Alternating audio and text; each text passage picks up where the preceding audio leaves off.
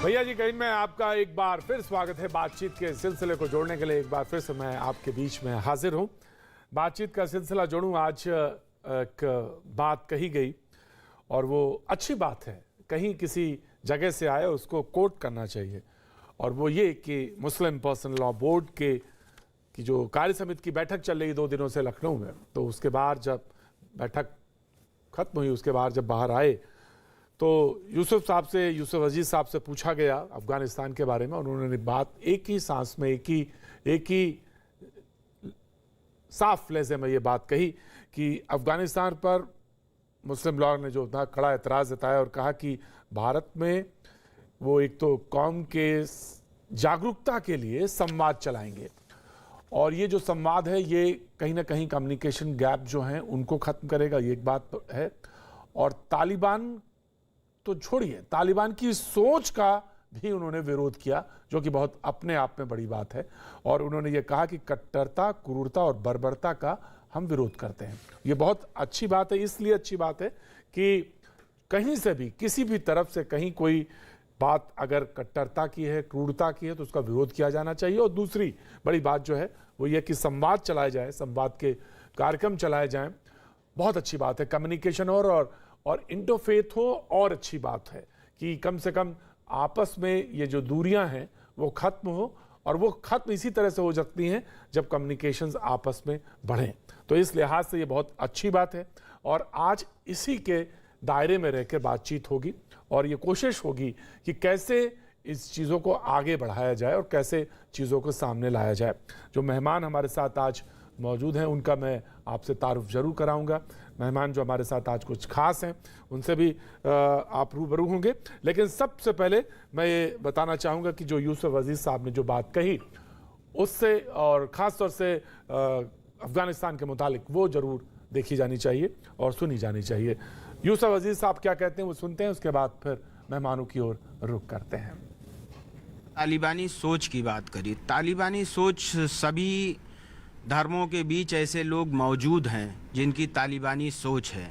हमने पहले भी कहा और फिर दोबारा कह रहे हैं कि धर्म की आड़ में जो तालिबानी सोच चलाई जाती है उसके खिलाफ सूफीज़म का Muslim Personal Law Board of India देश में कौम को जागरूक करने और उनको बेनकाब करने का काम करेगा। तालिबान का जो लोग समर्थन कर रहे हैं, ठीक है, वो उनकी अपनी सोच हो सकती है, लेकिन हम लोगों की सोच उनके साथ नहीं है, हमारा उनसे विरोध है।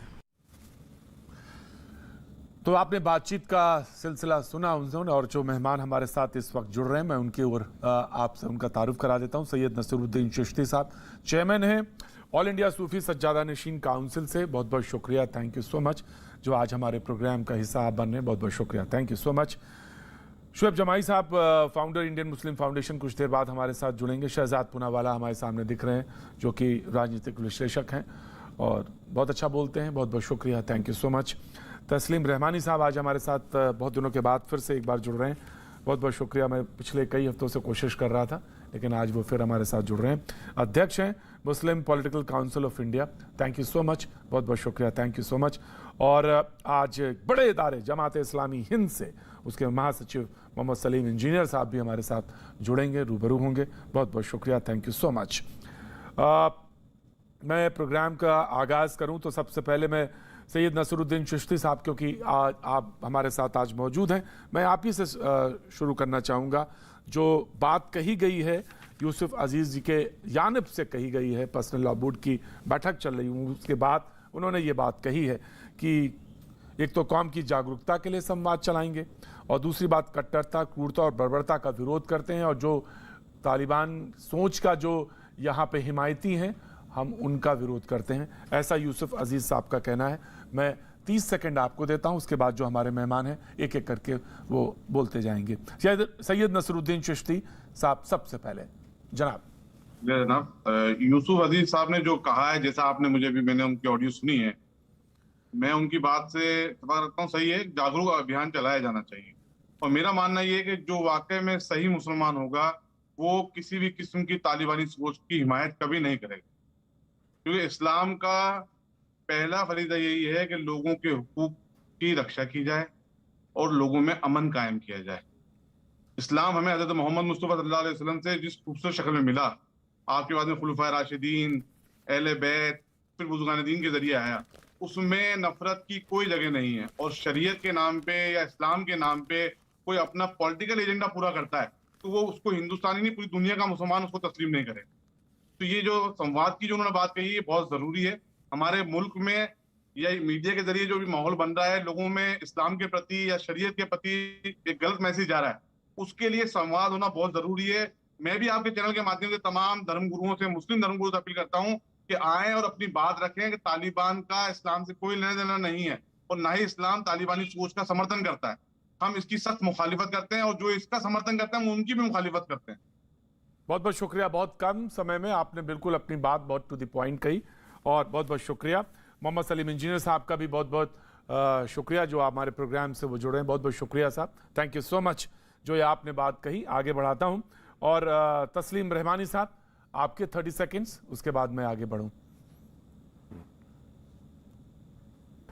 देखिए, मैं अफ़गानिस्तान के मसले को मज़हब के एंगल से देखना नहीं चाहता।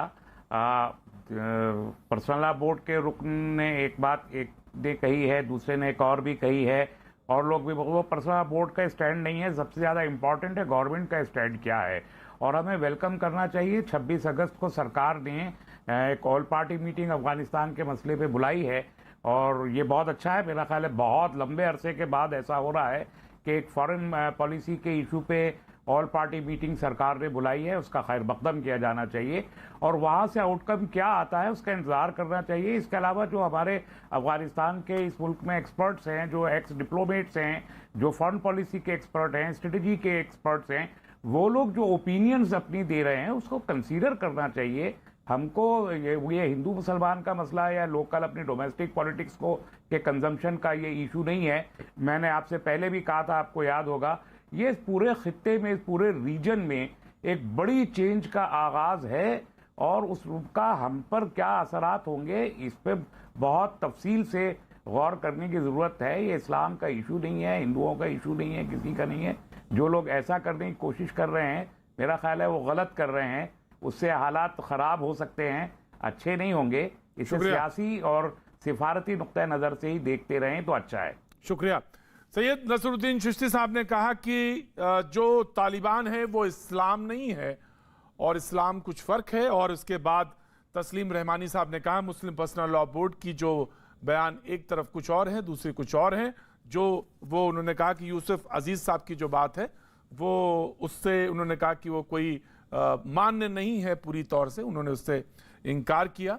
और तीसरे जो हमारे पैनलिस्ट हैं मोहम्मद सलीम इंजीनियर साहब, जो कि एक बड़े इदारे से आते हैं, जमात इस्लामी हिंद से, मैं उनसे कहूँगा 30 सेकंड आपके ओपनिंग रिमार्क एंड फिर उसके बाद शहजाद पूनावाला। मोहम्मद सलीम इंजीनियर। देखिए, बहुत बहुत शुक्रिया आपके चैनल पर आपने मौका दिया। मैं एक बात ये अर्ज करना चाहता हूँ कि हमारा पड़ोसी देश है अफ़गानिस्तान और उससे हमारे देरीना ताल्लुकात रहे हैं और वहाँ पर 20 साल से एक जालिम हुकूमत अमेरिका वहाँ ताकत के ज़रिए से 20 साल से वहाँ काबिज था। और आप जानते हैं 2001 के बाद बमबारी करके अफ़गानिस्तान को किस तरह तबाह किया गया और 20 साल से अफ़गानी लोगों को एक तरह से ग़ुलाम बना के रखा गया। अब अमेरिका वहाँ से वापस हुआ है, उसने अपनी हार मानी है और अफ़गानी नागरिकों को ये अधिकार मिला है कि वो अपनी मर्ज़ी से अपनी सरकार बनाएं, वहाँ व्यवस्था कायम करें। हमारा ये कहना है कि वहाँ हिंसा नहीं होनी चाहिए और वहाँ किसी के अधिकार छीने नहीं जाने चाहिए और इस्लाम के मुताबिक लोगों के जो अधिकार हैं और लोगों के साथ जो अच्छा सलूक होना चाहिए वो वहाँ होना चाहिए।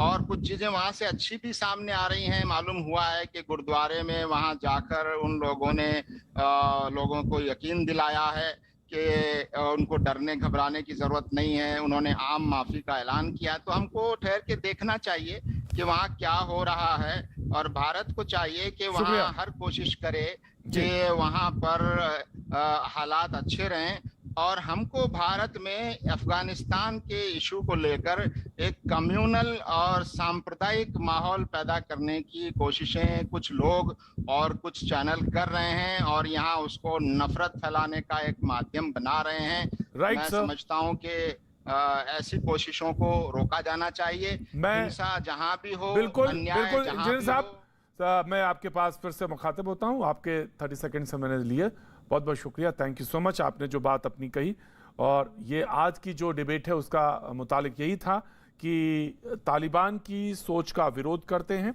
कट्टरता, क्रूरता और बर्बरता का विरोध करते हैं। और ये बात यूसुफ अजीज के जो कि पर्सनल लॉ बोर्ड के मेंबर भी हैं और जिम्मेदार ओहदे पे हैं, उन्होंने बाहर निकल के ये बात कही। आपने कहा कि वहां से कुछ अच्छी खबरें भी आ रही हैं। बहरहाल तो अगले जो हमारे पैनलिस्ट हैं वो हैं शहजाद पूनावाला। 30 सेकंड सर आपके। देखिए, जो है सच्चा भारतीय मुसलमान, उसके मन में कभी नहीं बसता तालिबान। पर दिक्कत यह है कि इस देश में कुछ लोग ऐसे भी हैं जो करते हैं तालिबान का गुणगान। आज मैं बड़ा खुश हूं, पर मैं और खुश तब होता तब जब यह बयान पहले ही दिन आ जाता और जो लोग केवल धर्म के आधार पर तालिबान को संरक्षण कवच दे रहे हैं, जिनको अच्छाई दिख रही है तालिबान में, जिनको लगता है तालिबान बदल गया है, ये 2.0 है, इसके साथ बातचीत करनी चाहिए, महबूबा मुफ्ती कहती है तालिबान टेम्पलेट कश्मीर में होना चाहिए, होता कि इन लोगों का खंडन अगर समाजवादी पार्टी के बर्क साहब का भी खंडन करते, पीस पार्टी का भी खंडन करते और पीएफआई जिसने प्रेस रिलीज जारी करके जायज ठहराया है तालिबान के टेक ओवर को, उसका भी खंडन होता तो यकीन आता। पर कुछ लोग ऐसे होते हैं, वो कहते हैं धर्म का कोई आतंक का कोई धर्म नहीं होता। ये वही लोग हैं जो हिंदुत्व आतंक कहने में कतई कतराते नहीं है। पर जब तालिबान का खंडन करने की बात आती है तो इधर उधर से निकलने के लिए इस तरीके का जो है जस्टिफिकेशन और एक्सक्यूज देते हैं। देखिए, सरकारें जो फैसला करती है वो प्रैग्मेटिज्म पर करती है, वो व्यवहारिकता पर करती है, पर आप और मैं प्रिंसिपल पर करते हैं। और अगर प्रिंसिपल सही है कि धर्म के ऊपर हमारा देश है, संविधान हमारा शरिया के ऊपर है, तो आज मुझे लगता है कि हर पैनलिस्ट को बोलने में कोई गुरेज नहीं होना चाहिए कि तालिबान इस्लाम के नाम पर कट्टरपंथी विचार फैलाता है और उसका हम कतई समर्थन नहीं कर सकते, उसका खंडन करते हैं। और उस पीएफआई जैसी तंजीम का भी खंडन करना चाहिए। सवाल बहुत अच्छा है। जब तहरीक तालिबान पाकिस्तान यानी टीटीपी कहता है कि साहब हमारे मुल्क से को थोड़ा सा अफगानिस्तान की जो ज़मीन है वहाँ इस्तेमाल मत होने दीजिएगा, हमारे कुछ जो हमने आतंकी घोषित कर रखे हैं तालिबानी उनको छोड़ दिया गया है, तो बराए मेहरबानी ज़रा उनको उनकी तरफ नज़र रखिएगा और अपनी ज़मीन जो है इस्तेमाल मत होने दीजिएगा। तो जब पाकिस्तान की तरफ से ये बात आता है, बयान आता है, तो गौर करने लायक है कि हमारे यहाँ कौन उसके हिमायती हैं और कौन उसका हिमायत कर रहे हैं। लास्ट पैनलिस्ट हैं, उसके बाद डिबेट ओपन हो जाएगी, और वो हैं शुएब जमाई साहब, founder Indian Muslim foundation. Right साहब। देखिए प्रतीक जी, मैं इस बात को स्पष्ट मानता आया हूं और मैंने शुरू से कहा है कि तालिबान के मुद्दे पर चूंकि एक कूटनीतिक और एक डिप्लोमेटिक मामला है, तो जो भारत सरकार का स्टैंड होगा वही तमाम भारतीयों का, हम जैसे सभी लोगों का स्टैंड होना चाहिए, चाहे वो सॉफ्ट होगा या बाद में हार्ड स्टैंड होगा, वो हम हैं।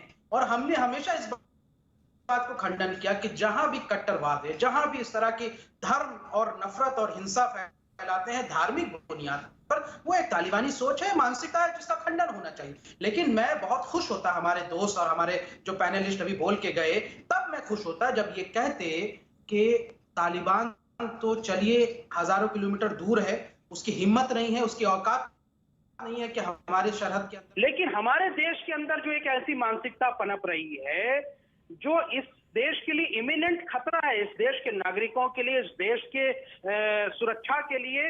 वो खतरा ये है कि जब जय श्री राम का नारा लेके आप मारते, इंदौर की घटना में तो खुलेआम कहा जा रहा है कि तुम मुसलमान हो, हिंदू मोहल्ले में आ नहीं सकते, मारो भाई इसको, बॉम्बे बाजार का बदला लेके। कानपुर में खुलेआम कहा जा जय श्री राम का नारा लेके मार रहे हैं। रोज एक दिन ऐसा नहीं है जिस दिन मॉब लिंचिंग नहीं होती।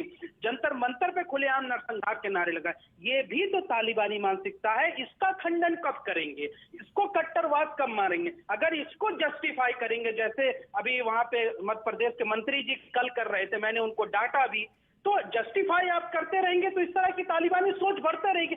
ये सबसे बड़ा खतरा इस देश की राष्ट्रीय सुरक्षा, इस देश की आंतरिक जो है माहौल खराब करने की कोशिश, ये सबसे बड़ा खतरा है। बिल्कुल हमें उसको कंसर्न करना चाहिए। शुएब जमाई, कट्टरता कहीं भी हो उसका विरोध किया जाना चाहिए और विरोध किया जाना चाहिए और जमकर मजम्मत करी जानी चाहिए। अब डिबेट ओपन है, मैं कोशिश करूंगा कि एक एक करके लोग बोले। ऑफ कोर्स शहजाद पूनावाला बोलना चाहते हैं। Shehzad Poonawala, debate is now open, कोई भी बात हाथ उठा सकता, बोल सकता। सर रहमान साहब आ रहा हूं मैं जी। हाँ जी, प्रतीक जी, इंदौर जो घटना हुई चूड़ी वाले के साथ, वो निंदनीय, उस पर कार्रवाई हो चुकी है, उसका एक परिप्रेक्ष्य भी आया है कि क्या उधर घटित हुआ था। पर मैं आपसे पूछना चाहता हूं, इस एक घटना की तुलना आप तालिबान जैसे संगठन से कर सकते हैं, और आप इस एक दो घटना की बात करके आप पूरे हिंदू समाज को कह देते कि हिंदू आतंकवादी होता है, हिंदू लिंचर होता है। क्या आप में हिम्मत है यही कहने के लिए, इस्लामिक एक्सट्रीमिज्म कहने के लिए? जय श्री राम का नाम लिया गया, जबकि जय श्री राम का कोई इन्वॉल्वमेंट नहीं था इसमें, पर अल्लाह अकबर बोलकर बिल्डिंगें उड़ाई जाती है, तो क्या हम अल्लाह अकबर पर सवाल उठाते हैं? क्या ये लोग की हिम्मत है कि अल्लाह अकबर के जैसे पावन नारे को ये धूमिल करें? तो देखिए, मैं आपसे हमेशा कहता हूं प्रतीक जी, अगर नहीं, आप जवाब बाद में दीजिए, मुझे अपनी बात पूरी करने दीजिए, मुझे अपनी बात पूरी करने दीजिए। प्रतीक जी, जय श्री राम, नहीं प्रतीक जी, देखिए प्रतीक जी, यहाँ पर वैचारिक आतंकवाद नहीं होना चाहिए, वैचारिक तालिबानी नहीं बैठे रहने चाहिए। मुझे बात करने दीजिए, बहुत सुलझे हुए लोग बैठे हैं अपनी बात पूरी डिबेट करने में, दीजिए, वन बाय वन, बहुत सुलझे हुए लोग डिबेट में बैठे हैं, बहुत सुलझे हुए लोग बैठे हैं, बड़े इदारे से लोग बैठे हैं, बड़े इदारे से लोग बैठे हैं, बड़े सुलझे हुए लोग बैठे हैं। वन बाय वन, प्रतीक जी, मैं अपनी बात पूरी करूंगा। हाँ, वन बाय वन, हाँ, राइट, मैं अपनी बात पूरी करूंगा जी। आप जस्टिफाई करेंगे तो मैं टोकूंगा ना सर। प्रतीक जी, मेरी बात पूरी नहीं हुई है जी, बोलिए। प्रतीक जी, मेरी बात पूरी हो जाने दीजिए, उसके बाद ये कंप्लीट कर सकते हैं। प्रतीक जी, जय श्री राम को अभी यहां पर अपमानित करने का कार्य किया गया, फिर भी यहां पर कोई हिंदू रॉकेट लॉन्चर लेकर इनके घर को उड़ाने वाला नहीं है, यहां पर कोई हिंदू बम फेंकने वाला नहीं है, AK-47 लेकर यहां पर हिंदू नहीं घूम रहे, फिर भी जय श्री राम के पावन नारे को धूमिल करने की यहां पर कोशिश की गई। मैं इनसे पूछना चाहता हूं, अगर ये वैचारिक ईमानदारी है तो अल्लाह अकबर बोलकर बॉम्ब ब्लास्ट होता है तो उसको क्या कहेंगे? वैचारिक ईमानदारी अगर इनमें है तो बोल। एक बात डिबेट पे बहुत साफ कहना चाहता हूं, कोई धार्मिक नारा नहीं, कोई धार्मिक नारा नहीं, सौहार्द की बात है, समाज में कैसे ब्रिज बनाया जाए। नहीं तो इनको बोलिए ये पीछे ले ले, ये इनको बोलो कि ये इसके लिए माफी मांग ले, विड्रॉ कर ले। मैं जवाब दे दूं प्रतीक जी? अरे सुनिए ना, नहीं पहले आप इसको विड्रॉ कीजिए, जय श्री राम को। अभी माफी किसको मांगना पड़ेगा? नहीं, जय श्री राम वाले नारे को लाने के लिए माफी मांगिए आप। अरे चुप रहेंगे, आपने बोल लिया ना, बस आपने कहा कि मैं कंप्लीट करता हूं। ये देखिए, ये देखिए, प्लीज करने, और ये कह रहे थे आतंकवाद का धर्म नहीं होता।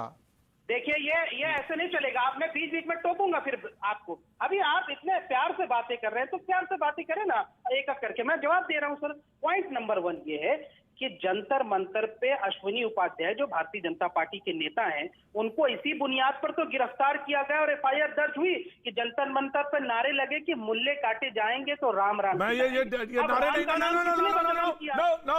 नहीं, शोएब जमाई, आप पॉलिटिकल पार्टी से नहीं, शोएब जमाई, आई वोंट अलाउ यू, नहीं शोएब जमाई, एक बात बहुत ईमानदारी के, बहुत शिद्दत के साथ कह रहा हूं, शोएब जमाई साहब,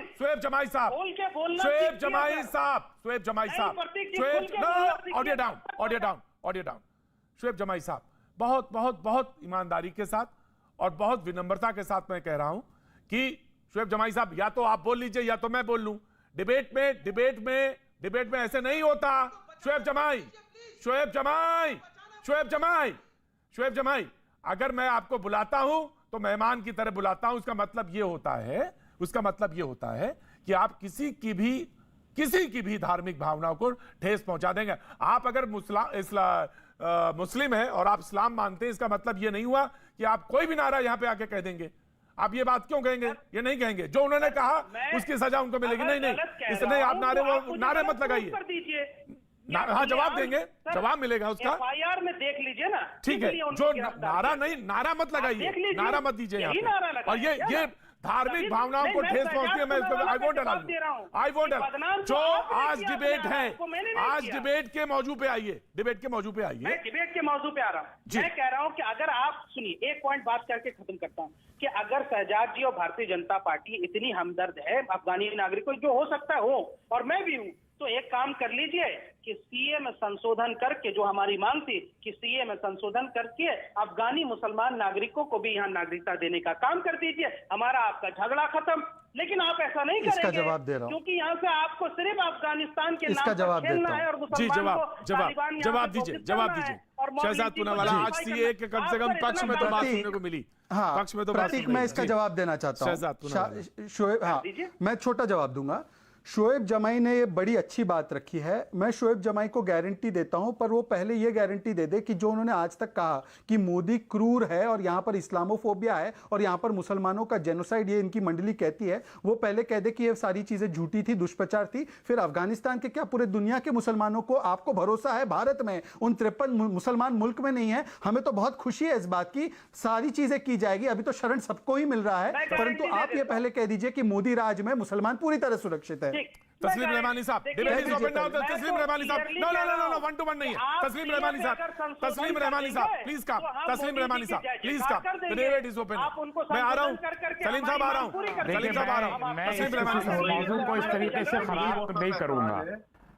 मजहब को मैं इस टॉपिक, ये बहुत ही सेंसिटिव, बहुत सीरियस मौजू है, मैं इसको इस तरीके से छोटा नहीं करना चाहता। जी जी देखिए 2001 में उस वक्त वहां के अमेरिका के प्रेसिडेंट जॉर्ज डब्ल्यू बुश ने कहा था कि हम नाउ इट्स अ क्रूसेड, लफ्ज क्रूसेड इस्तेमाल किया था। इसका अरबी उर्दू में आप कहें तो सीधे सीधे जिहाद होता है। ये तालिबानी सोच कौन सी टर्म है, मुझे पता नहीं इसका क्या मतलब है। तालिबानी सोच कि आप पूरे के पूरे एक तबके को, एक हमास है, आप हमास जब इलेक्शन जीत के आता है तो आप हमास को टेररिस्ट कह के उस सरकार को सेटिसाइड कर देता है अमेरिका। 21 साल उन्होंने जो कुछ अफगानिस्तान में किया अमेरिका ने, और जिस तरह फिर रातों रात भागे, मुझे बताइए कि अफगानिस्तान के लोगों के पास ऑप्शन क्या बची थी। हाँ, जो उनके अशरफ गनी साहब अरबों डॉलर लेके हेलीकॉप्टर भर के वहां से भागे। एक प्रेसिडेंट अरबों डॉलर लेके भागता है क्या हेलीकॉप्टर भर के? तो आप उससे आवाम का अंदाजा कीजिए। और कोई ऑप्शन डेवलप नहीं हुई वहां तालिबान के अलावा, इसलिए तालिबान का अवामी तौर पर वहां वो घुसे। आप देखिए कोई गोली नहीं चली, कोई वायलेंस नहीं हुआ, वो घुसे और डर के मारे ही। अब अफगानिस्तान में कोई इसमें इख्तलाफ नहीं है। अब्दुल रशीद दोस्तम वहां पर नहीं, लड़ने की पोजीशन में नहीं है। आज वहां अहमद शाह मसूद का बेटा लड़ने की पोजीशन में नहीं है। कोई उनको चैलेंज देने वाला अफगानिस्तान में बचा नहीं है। अब अगर ये सूरत हाल हो तो तालिबान से या हमास से आपको चाहे जितनी प्रॉब्लम हो, लेकिन ये आपको मानना पड़ेगा कि स्टेक होल्डर अब तालिबान ही हैं अफगानिस्तान में। और जो हमारे इंटरेस्ट हैं, गवर्नमेंट के इंटरेस्ट हैं, भारत के इंटरेस्ट है, हमारे टैक्स पेयर्स का पैसा जो है, हमें उसकी सेफ्टी, 1 लाख इंडियंस हैं जो वहां पर काम कर रहे हैं, रह रहे हैं, उनकी सेफ्टी है, प्लस रीजनल सेफ्टी, ये चारों सारी चीजें इनको हमको कंसीडर करना पड़ेगा, बजाय इसके कि हम तालिबानी सोच और हिंदू सोच और मुस्लिम सोच की बात करें। अगर समझदारी, और फिर बहुत बड़े स्टेक्स इन्वॉल्व है पूरे एशिया में। राइट साहब, मैं आ रहा हूं। ये छोटी-छोटी बातें करके बस स्पेक्ट्रम वाइड कर सकते, स्पेक्ट्रम वाइड करता हूं। जी जी, देखिए डबल पॉलिसी जो चली जाती है ना मजहब के नाम पे, मैं ये नहीं कहता किसी से कंपैरिजन ना करें। संकीर्ण सोच के लोग हर मजहब में होते हैं, हर समाज में होते हैं। लेकिन अभी ये डिबेट जो रखी गई है वो तालिबान और उससे उपजे हुए खतरे के बारे में रखी गई है कि वहां से हालात क्या होंगे। और इंडिया की जो पोजीशन है पॉलिटिकल लेवल पे, अगर आप रिलेशन की बात करते हैं तो वो हमारी हुकूमत में नुमाइंदे बैठे हैं, वो तय करेंगे। लेकिन यहाँ बैठ के तालिबान की हिमायत करना या ये कहना कि नहीं साहब इसने तो ऐसा करा था, उसने भी ऐसा करा था, वो गलत। इस वक्त तालिबान की बात हो रही है, तालिबान की वजह से इस्लाम की छवि पूरी दुनिया में क्या जा रही है, हमें ये देखना है। आज तालिबान वहां चाहे गलत कर रहा है, सही कर रहा है, तालिबान के साथ जो क्रूसेड कर रहे थे, जो क्रूसेड कर रहे थे 21 साल, जिन्होंने क्रूसेड किया, जिन्होंने अफगानिस्तान में क्रूसेड किया, जिन्होंने इराक में क्रूसेड किया, जिन्होंने फिलिस्तीन में क्रूसेड किया, जो आप उनको कहेंगे, आप उनको कहेंगे जो अरबों डॉलर लेके भागे, जो आप जिन्होंने क्रूसीफाई किया, पूरे के पूरे क्रूसीफाई किया, ऐलान के साथ ऐलान करके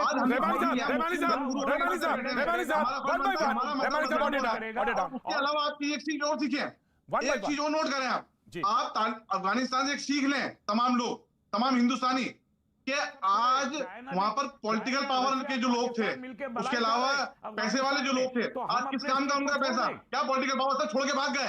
देखिए मुल्क सुरक्षित है तो जरूर हम सुरक्षित हैं, राष्ट्र हित तो सर्वोपरि होना चाहिए, वो सबसे ऊपर होना चाहिए। और आज हमारे मुल्क से अगर ऐसी बातें निकलती है, तालिबान जैसे आतंकी संगठन को सपोर्ट किया जाता है, तो हमारे मुल्क का राष्ट्र हित कहां गया, हमारी सोशल रिस्पॉन्सिबिलिटी कहां गई? राष्ट्रहित की ये बात है, ये राष्ट्रहित की बात है चिश्ती साहब, ये राष्ट्रहित की बात है। आज रूस, चीन जो हमारे पड़ोस में बैठे, पाकिस्तान जो हमारे पड़ोस में बैठे, ये सबके सब तालिबान के साथ खड़े होकर मलाई खा रहे हैं और हम इतना पैसा अपना वहां खर्च करके हम साइड में खड़े हुए हैं, हम तमाशा देख रहे हैं साइड में खड़े। क्या ये हमारे देश का हित ऐसे में क्या होगा, ये तो सोचना होगा ना। वो लोग जो क्रूसिफाई कर रहे हैं हमारे पड़ोस में खड़े हुए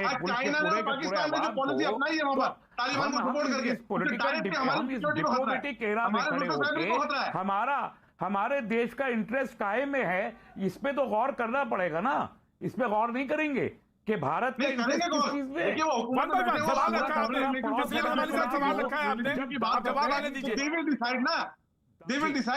Our country is in a safe hand. Government is there. इसके साथ मुझे मालूम नहीं आपको उसका कितना अंदाजा है। दांतों के बीच जबान की तरह भारत फंसा खड़ा है आज। उस सूरत हाल से निकलने की सियासी और सिक्योरिटी ये हमको गौर करना होगा। बेशक गौर करना होगा। तो आप इसको उन लोगों को करना होगा जो तालिबान की हिमायत कर रहे हैं। ये छोटा मत कीजिए, ये कांग्रेस बीजेपी का मसला नहीं है।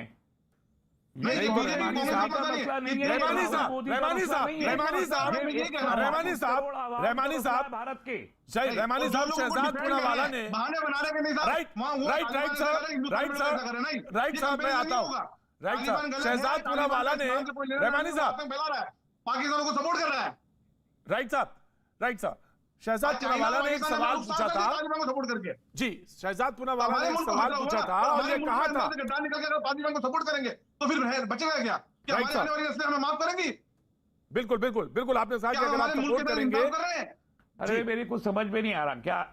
मैं सवाल रखता हूं, मैं सवाल रखता हूं। सवाल ये है कि शहजाद पूनावाला ने फिर कहा था कि जो महबूबा मुफ्ती कह रही हैं, तो क्या फिर वो खैर मकदम के लिए हम तैयार रहे? फिर उस खैर मकदम के लिए तैयार रहे, या जो वो कह रही है वो जायज है या वो ठीक कह रही है? ये सवाल है ना फिर। और यही सवाल चिश्ती साहब रख रहे हैं कि अगर इस समय क्या जरूरत है, ये जरूरत तो तय होना पहले कि या तो उनका खैर मकदम करें। देखिए, राष्ट्र ही सर्वोपरि है, राष्ट्र सुरक्षित है, हम सुरक्षित हैं। मैंने बिल्कुल शुरू में तालिबान में प्रतीक, मैंने अपने ओपनिंग रिमार्क में कहा कि 26 अगस्त को सरकार ने ऑल पार्टी मीटिंग बुलाई है इसी मौजू पे बहस करने के लिए, हम उसका खैर मकदम करते हैं। तो गवर्नमेंट का क्या नजरिया है वो सामने आए, उस पर भी चर्चा की जाएगी। क्योंकि अगर गवर्नमेंट तो उससे पहले आपने सपोर्ट क्यों करा तालिबान को हमारे लोगों ने? जब हम तो खुद कहते हैं गवर्नमेंट डिसाइड करेगी और गवर्नमेंट का जो डिसीजन होगा हम अभी तक ना सपोर्ट किया है ना मुखालफत की है तालिबान को। मैंने ना सपोर्ट किया है ना मुखालफत की है। आप तो चिल्लाने लगे, पता नहीं क्यों चिल्ला रहे हैं आप। मैंने तो अभी ना सपोर्ट की ना मुखालफत की, मैंने तो कुछ नहीं किया। अभी तो मैंने कहा कि अभी तो नेशनल इंटरेस्ट पे पहले गौर करें। अच्छा, तो आप उनकी बात उनसे कीजिएगा ना, मुझसे मत कीजिए। मैंने अभी ना सपोर्ट किया ना हिमायत की है। मैं ये कह रहा हूं कि मैंने तब पर जी बेहतर है। प्रतीक से मैंने पिछले प्रोग्राम में कहा था आपसे 2 महीना पहले कि तालिबान, पाकिस्तान और चीन एक एक्सिस है जो इस खित्ते के लिए खतरा और कश्मीर पे इफेक्टेड होगा। 3 महीने पहले तालिबान की विक्ट्री हुई नहीं थी और आज वो चीजें सामने आ रही हैं। पाकिस्तान तो ये कह रहा है कि भारत को लेके पाकिस्तान तो ये कह रहा है कि साहब वो तालिबान जो हमारे यहाँ है, जो आपके यहाँ बंद हैं, उनको छोड़िए नहीं, क्योंकि वो हमारे यहाँ फिर आफत पैदा करेंगे। पाकिस्तान तो उनसे भीख मांग रहा है अफगानिस्तान से, तो ये तो वो वहां पे लगा रहा है। शहजाद पूनावाला लेकिन रूस और चीन क्या कह रहे हैं ना? देखिए, चिश्ती साहब ने जो बात की, पाकिस्तान तो सिर्फ एक सर्विस प्रोवाइडर है। जी प्रतीक जी, मैं अपनी बात रख सकता हूं? जी बिल्कुल। देखिए, चिश्ती साहब ने जो बात की, अगर आप सरकार के स्टैंड के लिए इंतजार कर रहे हैं तो सरकार के स्टैंड से पहले Samajwadi Party, Peace Party, PFI और महबूबा मुफ्ती ने एक तरीके से जायज ठहराने का काम तालिबान को क्यों किया? क्या आप उनकी इस्लामिक, तथाकथित इस्लामिक सोच से वास्ता रखते हैं? आप उससे इत्तेफाक रखते हैं? इसलिए एक सेकंड, ये कौन बीच में बोल रहा है? अब ये कौन बीच में बोल रहा है? ये कौन है तालिबान का हिमायती? ये तालिबान का हिमायती कौन है जो बीच में बोल रहा है? तालिबान के बारे में एक शब्द सुनने की किसी में क्षमता नहीं है। तालिबान के खिलाफ एक शब्द सुनने की क्षमता नहीं है।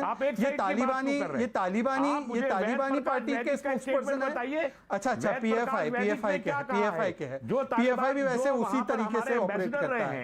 इंडिया में जो PFI और हमारे तालिबान में ambassadors काफी हैं, कुछ उनका कॉमन है statement बनाइए। जी। इंडिया के जो अब देखिए सीनियर तालिबान के खिलाफ एक शब्द सुनने को तैयार नहीं है। ये अभी कह रहे थे कि मैं सरकार के स्टैंड के लिए रुकूंगा, ये तालिबान के खिलाफ एक शब्द सुनने को तैयार नहीं है। इसका मतलब क्या है? प्रतीक जी देखिए, वो लगातार बोलते जाएंगे, मैं उनके ऊपर बोलता जाऊंगा, सच की आवाज हमेशा ऊंची होती है, वो बोलते रहे, वो बोलते रहे। आप खाली पीस पार्टी को कोट करेंगे, देखिए अब इनका दिल टूट गया। मैं आ रहा हूं, शुएब आ रहा हूं। सर मैं अपनी बात पूरी कर लूं, फिर आप एतराज जताइए ना। आपको बिल्कुल पहले से ही तालिबान ब्रेक के बाद फिर हाजिर होता, लेकिन आप सबसे दरखास्त है कि 1 by 1 एक एक करके बोलेंगे तो बेहतर होगा, लोग को समझ में आएगा से आप आते हैं। मैं जानना चाहता हूं कि जब हम यहाँ पे आवाज आ रही जनाब आपको? बीच में काफी देर आवाज नहीं आई, क्या बात है? जी शुक्रिया। जब यमन में, सीरिया में, आ रही आवाज जी, हेलो? जब यमन में, सीरिया में, पालेस्ताइन में जब यतीम हुए बच्चों की तस्वीरें दिखाई जाती हैं, जब सीरिया में दिखाई जाता है तो दर्द उतना ही होता है, बराबर का दर्द होता है। मैं सवाल ये पूछना चाहता हूं, जब अफगानिस्तान में होता है मसला तो चुप्पी क्यों साध ली जाती है? क्यों ये कहा जाता है कि नहीं ये तो उनका अंदरूनी मसला है? ये क्यों कहा जाता है कि नहीं उन्होंने वहां पे अत्याचार था, अब एक नया निजाम वहां पे आ गया है और ये बदला हुआ निजाम है, इसलिए लिहाजा इसमें चुप्पी साधना बेहतर है। और वही सवाल है कि अगर पैलेस्टाइन में कहीं पे बात होती है और यतीम हुए बच्चे और महिलाएं दिखती हैं, उनकी आंखों में आंसू दिखता है, तो दर्द बराबर का है। तो मैं यही कह रहा हूं कि वो कमतर मुसलमान कैसे हुए और वो अच्छे मुसलमान कैसे हुए, ये सवाल है। सलीम इंजीनियर साहब। हाँ, बहुत शुक्रिया प्रतीक जी। पहली बात तो मुझे अच्छा लग रहा है, आप बहस को बहुत अच्छा चला रहे हैं, शुक्रिया। और दूसरे चैनल्स पे जैसे होता है आमतौर पे कि पहले ही पूरी बहस का जो नतीजा है वो पहले ही बता दिया जाता है, लेकिन आपने बहुत अच्छे से इसको चलाया, शुक्रिया। आपने जो सवाल किया है, मेरी आवाज आ रही है ना? जब बहुत अच्छी आ रही है, अब सब सुन रहे हैं आपको सब सुन रहे हैं। जी, तो मैं ये अर्ज करना चाह रहा हूँ कि अन्याय जहां भी हो, जुल्म जहां भी हो, शोषण जहां भी हो, खून खराबा जहां भी हो, उसे कोई नाम नहीं दिया जाना चाहिए, उसे किसी मजहब से नहीं जोड़ा जाना चाहिए। अभी जो हम पर भी एक सवार है चीज कि हमने एक नाम दे दिया हिंसा को और ज्यादती को, लेकिन वही काम जहां भी हो रहा है, देखिए फिलिस्तीन में हत्याएं हो रही हों, सीरिया में हो रही हों, यमन में हो रही हों, वो भी गलत है। और 2001 में जिस तरह से अफगानिस्तान पर बमबारी करके पूरा तहस नहस कर दिया और कितनी तादाद में लोग मरे होंगे नहीं मालूम, वो भी गलत था। और 20 साल तक एक दूसरा मुल्क किसी दूसरे मुल्क पर आकर काबिज हो जाए, वो भी अन्याय था। महात्मा गांधी की हत्या भी एक आतंकवाद था, बाबरी मस्जिद का ढाया जाना भी आतंकवाद था, 2002 में गुजरात का दंगा भी आतंकवाद था, 1984 में सिखों पर जो हुआ वो भी आतंकवाद था, और जो कुछ अब हमारे जैसे देश में कि कश्मीर से पंडितों का निकाला जाना भी वो भी गलत था। हाँ, तो मेरे फहरिस्त लंबी होनी चाहिए, वही कह रहा हूँ, पूरी होनी चाहिए फहरिस्त। कंधमाल में जो हुआ वो भी गलत था। हाँ जी, तो और उड़ीसा में और जो हुआ वो भी गलत था जी। तो इन सबको कोई नाम नहीं दिया जाना चाहिए। मैं ये कह रहा हूँ, ये जो नाम देने की प्रथा चल पड़ी है, हाँ। कि किसी को आपने कोई नाम लगा दिया, किसी शब्द के आगे आपने जिहाद लगा दिया, किसी शब्द के माने ऐसे बना दिए कि उसका मतलब सिर्फ एक धर्म समझा जाता है, तो ये जो चीजें बन रही हैं ये बहुत गलत है। और मुझे एक बात पर बड़ा अफसोस हो रहा है, हमारे कुछ पैनलिस्ट यहाँ बैठकर जिस तरह की बात कर रहे हैं, हमें देखना ये है कि अगर कहीं पर हिंसा हो रही है, अन्याय हो रहा है, तो उसकी निंदा की जानी चाहिए, जरूर की जानी चाहिए और होनी चाहिए निंदा। और ये कि उसको तो किसी भी आप तरह आप ये निंदा कर रहे हैं ना, फिर ये निंदा कर रहे हैं ना तालिबान की, तालिबान की कर रहे हैं ना? मैं हिंसा की निंदा कर रहा हूँ। मैं अगर कहीं हिंसा हो रही है, तालिबान सोच की, वहाँ क्या हो रहा है, तालिबान से ज्यादा, जनाबे आली, तालिबान से ज्यादा खतरनाक है तालिबानी सोच। मैं तो कहता हूँ तालिबान से ज्यादा खतरनाक है तालिबानी सोच, तो उसकी मजम्मत कर रहे हैं ना। मैं वो कह रहा हूँ, वही सोच जिसने बाबरी मस्जिद को ढहाया, वही सोच जिसने गांधी की हत्या की, वही सोच जिसने 1984 किया, वही सोच जिसने 2002 किया, वो जो सोच है। और आज जो मॉब लिंचिंग हो रही है, उज्जैन में हो रहा है, इंदौर में हो रहा है, यूपी में हो रहा है। देखिए जनाबे आली, मैं शहजाद को रोकता हूँ, मैं शहजाद को रोकता हूँ, मैं शहजाद को रोकता हूँ, शहजाद को रोकता हूँ, शहजाद रोकता हूँ। मुझे सलीम पूरी साहब, बात तो करने सलीम साहब आर्ग्यूमेंट मैं भी बोलना चाहूंगा। आर्गुमेंट, सलीम साहब, आर्गुमेंट को आर्गुमेंट से ही कहा जाना चाहिए। जो फुटपाथ पर हुआ, डिबेट तो हमने अफगानिस्तान के इशू पे रखी है ना। मैं बिल्कुल निंदा अफगानिस्तान के सबकी इशू हुई पे है रखा, समय लेकिन पे। सलीम साहब ने कुछ बात, की निंदा हुई है, जुल्म और लेकिन आज बात हो रही है अफगानिस्तान की। जुल्म और ज्यादती कहीं पर भी हो वो गलत है। जनाब सलीम साहब, मैं आपसे अर्ज करना चाहूंगा, नहीं, एक सेकेंड प्रतीक जी, मुझे भी इसमें मैं आ रहा बोलना हूं। जी सैयद नसरुद्दीन साहब कुछ कह रहे हैं। जी कह दीजिए। निंदा जो है समय समय पे जितनी भी घटनाएं घटित हुई है सबकी निंदा हुई है। आज की डिबेट अफगानिस्तान पे रखी गई है। हमें अपना ये रुख स्पष्ट करना है कि तालिबान जो जुल्म जाती वहां कर रहा है, क्या हम उसकी हिमायत करते हैं? क्या वो शरीयत का नाम लेके कर रहा है तो शरीयत इनकी इजाजत देती है क्या? और वहां के हालात से हमारे मुल्क में कितना खतरा उत्पन्न हो गया है, और उसके बावजूद हमारे यहाँ से बयान जा रहे हैं। हम डबल डिप्लोमेसी ना चलें। मैं तमाम हिंदुस्तानियों से अपील करता हूं, डबल डिप्लोमेसी न चले। देखिए, राष्ट्र हित देखें, तालिबान जो कर रहा है वो बिल्कुल आतंकी सोच के हिसाब से कर रहा है अपनी, जो उसका शहजाद पूनावाला अब प्रतीक जी मैं काफी देर से रुका हुआ हूँ। प्रतीक जी देखिए, पिछले 10 दिन में कंडीशनल करना, एक सेकंड, बार बार बीच में बोला जा रहा है। प्रतीक जी, ये तरीका थोड़ी हो सकता है। मैं अपनी बात बीच में किसी की नहीं रखता, तो इसका मतलब ये थोड़ी कि बीच में सारे लोग हस्तक्षेप करेंगे। मुझे अपनी बात रखने दीजिए प्रतीक जी, या तो मैं अपनी बात रखूं या तो ये बोलते रहे। मैं बताऊंगा रहमान साहब। देखिए प्रतीक जी, हाँ प्रतीक जी, कंडेमनेशन करना जैसे चिश्ती साहब चाह रहे कि हम करें, और कंडीशनल कंडेमनेशन करना। कंडीशनल कंडेमनेशन मतलब कि मैं उसको भी कंडेम करूंगा और इसको भी करूंगा, ताकि मैं एक तरीके से लीपापोती कर लूं और किसी के बड़े अपराध को छोटे अपराध से तुलना करके दोनों के अपराध को समानांतर बताऊं। यह एक तरीके से बेईमानी है। मैं आपको बताता हूं क्यों। आप ही है ना जो कह रहे हैं कि कोई भी आतंक का, हिंसा का धर्म नहीं होता। तो हिंदू टेरर कहने वाले लोगों पर कितने आपने प्रदर्शन किए, कितनी बार आप चिदंबरम के खिलाफ और सुशील कुमार शिंदे के खिलाफ जाकर बोले कि भाइयों आपने क्यों बोला हिंदू टेरर, ये हमारे सिद्धांतों के खिलाफ है? एक भी बार नहीं बोला।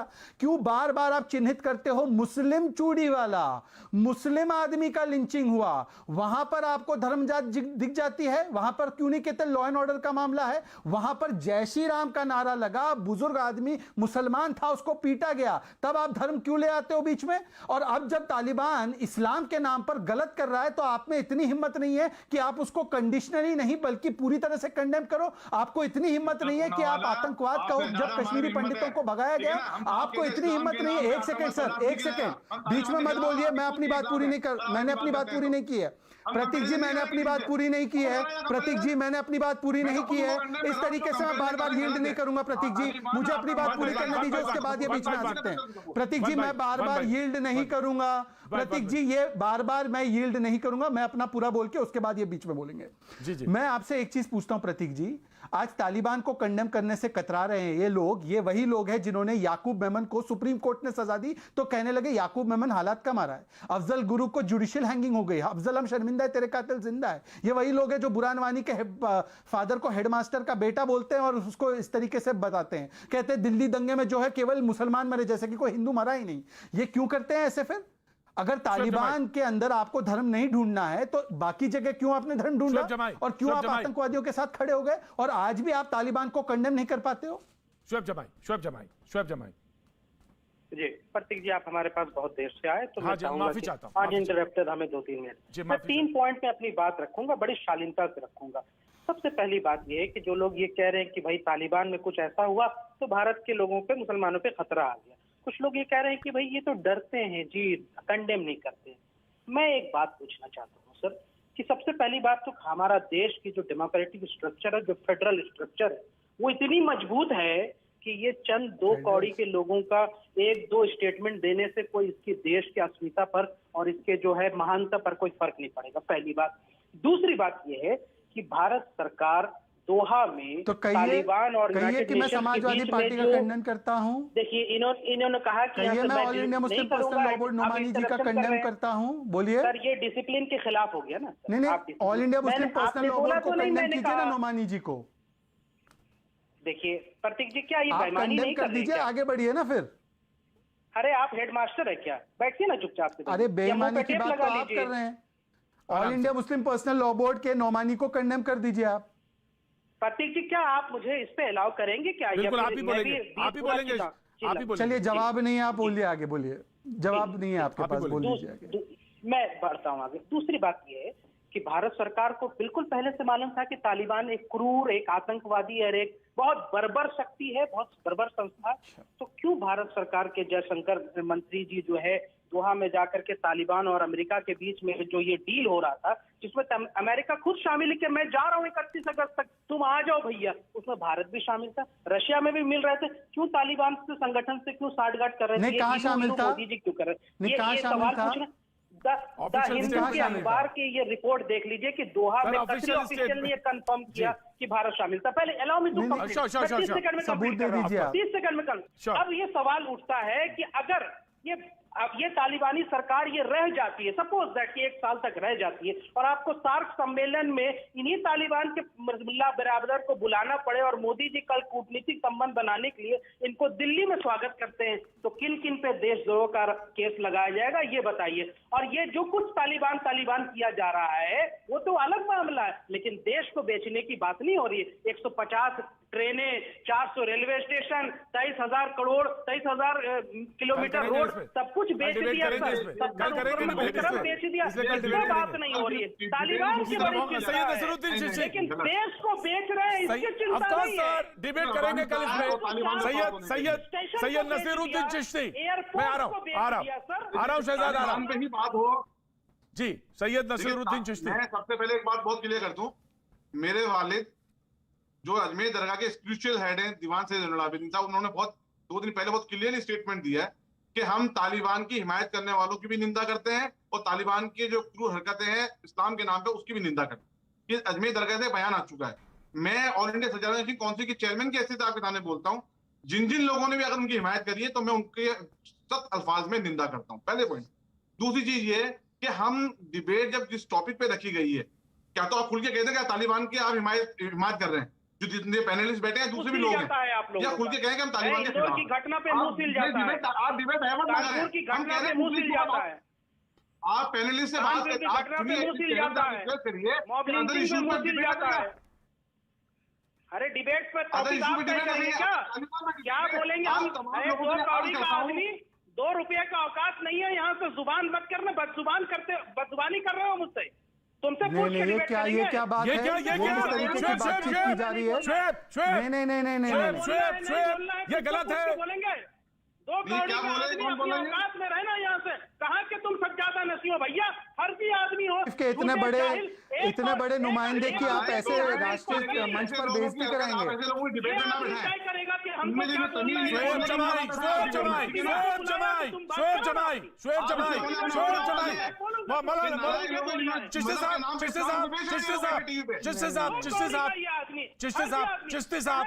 साहब, आप चुपचाप बैठेंगे,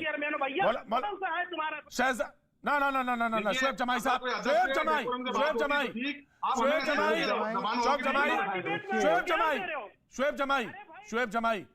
शुएब जमाई, जब सलीम इंजीनियर साहब सवाल कर रहे थे तो मैं सुन रहा था, और अगर जज्बा नहीं है, सब्र नहीं है तो डिबेट में मत आया करिए। यह गलत है, किसी को औकात और ऐसे अल्फाज इस्तेमाल करेंगे, और वो भी जहां से वो आते हैं, अजमेर दरगाह से, जिसके सारे लोग सजदे करते हैं। मेरा कहना यह है कि अगर डिबेट में हम बैठे हैं तो एक क्लियर कट स्टैंड रखें, हम बात को घुमाते क्यों हैं कि तब ऐसा नहीं, ये गलत अल्फाज बोले आपने तालिबान पे।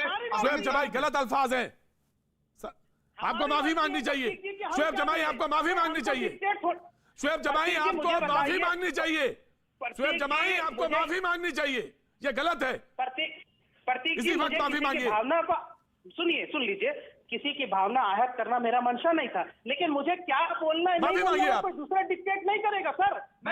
वो कुछ नहीं बोल रहे थे, उन्होंने एक शब्द नहीं बोला, चिश्ती साहब ने एक चीज नहीं बोली। ये डिक्टेट नहीं करेंगे कि हमको क्या बोलना है।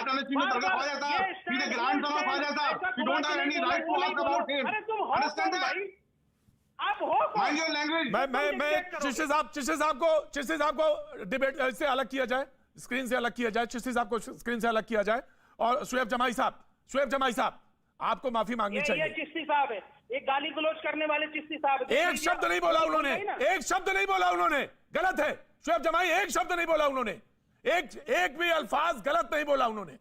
मैं बैठा हुआ था, मैं डिबेट में सुन रहा था। शुएब जमाई दिस इज वेरी बैड, मैं बहुत गलत है और ये आपको माफी मांगनी चाहिए और आपको कहना चाहिए। नहीं, आगे बात नहीं होगी, कोई बात नहीं होगी, कोई बात नहीं होगी। शुएब जमाई आपको माफी मांगनी चाहिए, गलत है, ये गलत है। तालिबान कर रहे हो, अरे तालिबान हमारे लिए खतरा नहीं है भाई, देश में जो चीजें हो रही वो खतरा है। शुएब जमाई खतरा, शुएब जमाई अब सुनो मेरी बात, शुएब जमाई अब सुनो मेरी बात, खतरा तुम जैसे लोग हो, खतरा है ना, है खतरा हो। मेरी बात सुनो, तुमसे एक अल्फाज नहीं निकला कि जो गलत बोला, तुमसे एक अल्फाज नहीं निकला जो तुमने गलत बोला। इतनी बड़ी दरगाह के गद्दे नशीन बैठे हैं और तुम एक ऐसे अल्फाज बोलते हो, चाहे शर्म नहीं आती। बहुत गलत बात है, बहुत गलत बात है शुएब जमाई, बहुत गलत बात है। मैं शुरू से डिबेट में देख रहा हूँ, ये हमको डिक्टेट कर रहे हैं। कौन डिक्टेट कर रहा है? वो नहीं बोलो, ये मैं पूरी डिबेट शुएब जमाई सुना सकता हूँ, इन्होंने एक शब्द नहीं बोला, एक शब्द नहीं बोला, एक शब्द नहीं बोला। जुबान से एक कंडेमनेशन नहीं निकला यहाँ से। सैयद नसरुद्दीन चिश्ती साहब को सामने स्क्रीन पे लाया जाए। सैयद नसरुद्दीन चिश्ती साहब, नहीं आपका, आप जाने, आपका ईमान जाने, आप जाने, आपका ईमान जाने, लेकिन मैं सैयद नसरुद्दीन चिश्ती साहब, मैं आपसे माफी मांगता हूँ, मैं माफी मांगता हूँ क्योंकि आप हमारे मेहमान हैं। हम लोग इस दरगाह से ताल्लुक रखते हैं, हमारे यहाँ सब्र बहुत बड़ी चीज है। लेकिन एक चीज में आपके माध्यम से एक सेकंड आपके लिए इनकी बात में कुछ नहीं कहना चाहता। गरीब नवाज के सज्जादा नशीन ज़ैनुल आबिदीन साहब मेरे वालिद हैं, मैं उनका उत्तराधिकारी हूँ, हम गरीब नवाज की औलाद हैं। दीन हिंदुस्तान में गरीब नवाज लेकर आए थे, कोई बात नहीं, हमारे भाई को अल्लाह हिदायत दे, उनके जज्बात में कुछ बात निकल गई हो तो। लेकिन मैं अभी भी कहूंगा कि डिबेट जिस पॉइंट पे रखी जाती है, जिस मौजू पे रखी जाती है, जिस बात पे रखी जाती है, उसमें रहें, उसके दायरे में बंधे रहें। हम अगर ये बात करने लग जाएं कि साहब नहीं आपके हिंदुस्तान में ये हो रहा, फला हो रहा, अरे भाई सब कंडेम करते हैं, हुकूमतें काम भी कर रही है, एडमिनिस्ट्रेशन भी काम कर रहा है, लेकिन अभी बात चल रही है इंटरनेशनल लेवल की इश्यूज की। जो हमारा तालिबान का मामला है उसके अंदर हमारे मुल्क के मामला होंगे, हमें क्या खतरा होगा, और जो हमारे मुल्क में कुछ लोग जो तालिबानी सोच को सपोर्ट कर रहे हैं वो क्यों कर रहे हैं, इस पर डिबेट होने चाहिए, इसे बात रखें और सब अपनी अपनी बात रखें। मैंने अपनी बात रखी है, किसी ने मुझे कुछ कहा, मेरे को कोई एतराज नहीं, उनके जबान उनके साथ है, अल्लाह उनको हिदायत दे। लेकिन मैं फिर आपसे कहूंगा कि तालिबान इस्लाम का दुश्मन, मुसलमानों का दुश्मन और शरीयत के नाम पे जो नंगा नाच खेला जा रहा है उसकी सख्त अल्फाज में हम मजम्मत करते हैं और करते रहेंगे। हम किसी ना तो किसी पार्टी के लोग हैं और ना ही किसी के लोग हैं। हाँ, हुकूमत के ताबेदार जरूर है क्योंकि हुकूमत को जिता के लाए हैं मैंडेट देकर के, यहाँ पर वो हुकूमत है, हम किसी की पार्टी के सपोर्टर नहीं है। हमारे मुल्क पे जो हुकूमत होगी हम उसके सपोर्टर रहेंगे। ये हमारा मुल्क का आइन भी कहता है और हमारा मजहब भी कहता है कि उनके वफादार रहो मुल्क के। बहुत अच्छी बात कही, बहुत अच्छी बात कही आपने, बहुत अच्छी बात कही, से अपील करता हूँ, बहुत अच्छी बात, हमारे मुफ्तिया कराम से अपील करता हूँ और मैं आपसे चैनल देखना चाहता हूँ, कुछ जिम्मेदार मुफ्तियों को लाके बिठाएं, उनसे पूछें कि वहां जो हो रहा है वो इस्लामिक शरीयत के हिसाब से सही हो रहा है नहीं हो रहा है, शुएब जमाई सपोर्ट क्यों किया जा रहा है। पाकिस्तान ने, चाइना ने अपना रुख साफ कर दिया। शुएब जमाई अगर पोजीशन देखें आज क्या है, शुएब जमाई हमारे मुल्क को खतरा है, तो हम लोगों को मुल्क के साथ खड़ा होना चाहिए। हमें लोगों को, ऐसे लोगों को कंडेम करना चाहिए और उनके नाम सामने उजागर करने चाहिए जो लोग इनको सपोर्ट करते हैं। शुक्रिया शुएब जमाई। शुएब जमाई तौर पर ये कहा कि भाई जो भारत सरकार का स्टैंड है वो मेरा स्टैंड है। नहीं, आपने ये नहीं कहा, ये आपने नहीं कहा, आपने कहा कि 2 पैसे की औकात नहीं, ये बोला आपने, आपने ये बोला। जो ये नहीं, जब इन्होंने हमको कहा कि तुम ये बोलो वो बोलो, तब ये नहीं बोला उन्होंने, एक सेंटेंस नहीं बोला उन्होंने, ये नहीं बोला। उन्होंने कहा ये टॉपिक है, ये मौजू है, इस पे बात होनी चाहिए, ये बोला। और ये बार बार कहा जाता है शुएब जमाई, ये बार बार कहा जाता है। एनीवे, मैं चिश्ती साहब को एक बात कह देता हूँ कि अगर आपको बुरा लगा हो मैं माफी मांगता हूँ सर। शुक्रिया, बहुत बहुत शुक्रिया, बहुत बहुत शुक्रिया, बहुत बहुत शुक्रिया। मेरा ने स्क्रीन नहीं आ रही, मैंने तो आपकी शक्ल भी नहीं देखी है। आप मेरे भाई हैं, हम अजमेर दरगाह से ताल्लुक रखते हैं, हम गरीब नवाज की औलाद हैं। हमारे दिल में आपकी मोहब्बत है मेरे भाई, इस देश को मजबूत करो, इस देश को मजबूत करो, इस देश का एहसान है हम पे, हमारे बाप दादा ने कुर्बानी दी है देश के लिए। आज हम डबल पॉलिसी क्यों कर रहे हैं, सबसे इंतजार कर रहे हैं आप लोगों से। आपको पता नहीं है, मैं विपक्ष का नेता हूं, मैं जन अधिकार। बहुत बहुत शुक्रिया, बहुत बहुत शुक्रिया, बहुत बहुत शुक्रिया। आज डिबेट को मैं यहीं खत्म करता हूं, लेकिन एक पॉइंट करके जाना चाहता हूं। सलीम इंजीनियर साहब, आपने कोई पॉइंट उठाए थे, कई पॉइंट उठाए थे, उसमें कई सिलसिलेवार कई बात कही थी। मैं आपको बहुत जल्दी से संक्षेप में कह देता हूं। जब बाबरी मस्जिद का जिक्र किया तो आडवाणी जी ने कहा कि मेरी जिंदगी का सबसे दुखद और सबसे काला दिन है, उन्होंने ये बात कही, शायद आपको ध्यान नहीं होगा। और जब इस मुल्क में 84 का दंगा हुआ तो मैं बेहिचक, बगैर लड़खड़ाए हुए जुबान से मैं कहता हूं कि इतिहास का वो सबसे काला दिन था, सबसे काला दिन था, उसकी तवारीख में वो काला दिन था जब 84 के दंगे। सुनिए सलीम साहब, सर ऊपर रखिए, आप बहुत बड़े इदारे के आदमी हैं, आप सुनिए।